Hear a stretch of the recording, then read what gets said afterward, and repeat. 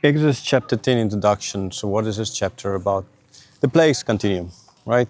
The eighth and the ninth one with 7, 1, the blood, and then 3 in the 2 chapters ago, in the last chapter 3 again. So 1, 3, 3, chapter-wise, that is understandably, because the Bible is written chapter and verses. And so the 2 here and then the last one, because the last one is ultimately is a bigger building up of that is going to happen, that needs to happen in with that. Right. So the 8th plague is the locust, and the 9th plague is going to be darkness. The sun god was one of their most important gods ultimately. So you can kind of, the most important one is death, right? And that you get in the last chapter, the last plague. But in the sun god, how important the sun god was to them, and then how ultimately in the 9th plague, the sun god is going to be overcome, right? It will become dark. But before that, locusts. Now, any one of you have ever been in an area where you get these locust plagues, and I have been there in South Africa. You sometimes get these plagues where, like the locusts, that's everywhere. The sun kind of darkens because just locusts, a swarm coming for you. They start walking and then they start flying, and it's just mad. They destroy everything. It was like you used to say. Sometimes driving through those areas and everything is painted green there. So the signs and the road signs, all of that green, the white of the name of the town and the green background. And then often the green paint is like, I understand, it's because of the sun, so it peels off kind of idea, right? But we also used to make a joke that even the signs, the green of the signs, were eaten by the locusts. Because when they come through, nothing survives. So we've seen how in the previous chapter it ended with the hail.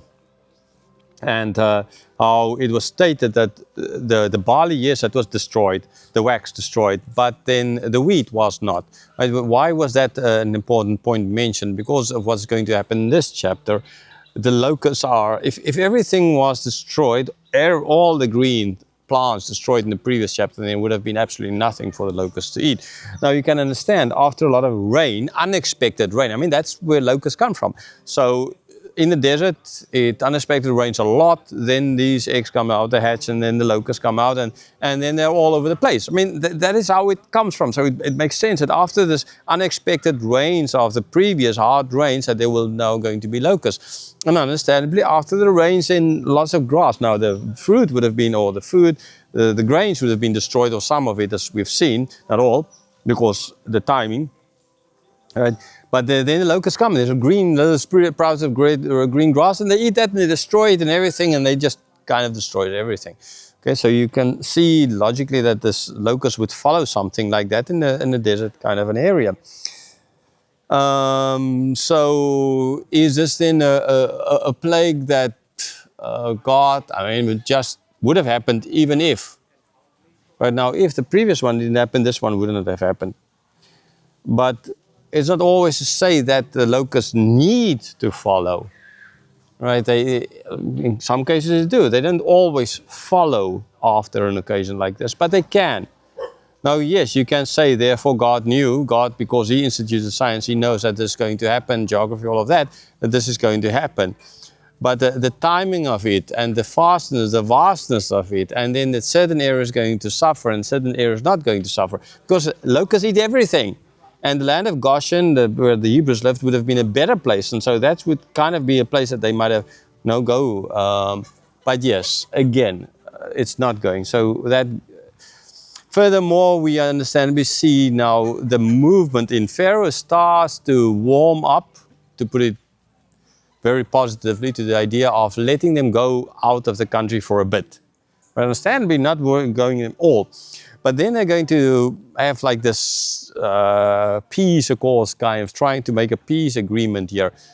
So Moses was not happy with just the men going. He wanted everyone to go. Pharaoh was not happy with letting everyone go. He just wanted the men to go. So Pharaoh didn't listen. The plague came. Locusts everywhere. I saw one not too far from here, actually they're in a green park, but it's one. Anyhow, I think I've thought of catching it and then kind of showing, but maybe too fast. I didn't.